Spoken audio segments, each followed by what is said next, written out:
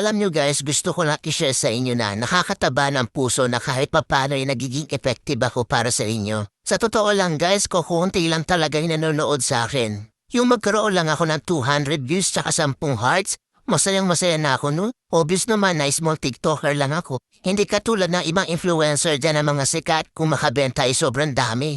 Pero ako guys, kahit ganyan lang yan no? Ang saya-saya, promise. Kahit ganyan lang guys. Feeling ko hindi ako napanghihinaan ng loob. Kumbaga, tuloy-tuloy lang, enjoy lang sa TikTok. Sana naman sa mga mahilig mag-check out dyan, sana lang ma-appreciate nyo din kami mga small TikToker na gumagawa ng mga original content. Hayaan nyo na yung mga influencer, mayayaman na yun. Yung tipong sila naka-iPhone 14, yung mga video camera nila, gaganda. Tapos ako naka-Realme, ang labo pa. Support nyo naman ako guys as a small TikToker dito na gumagawa ng original content. Sana ma-appreciate niyo po ang mga video ko. Salamat!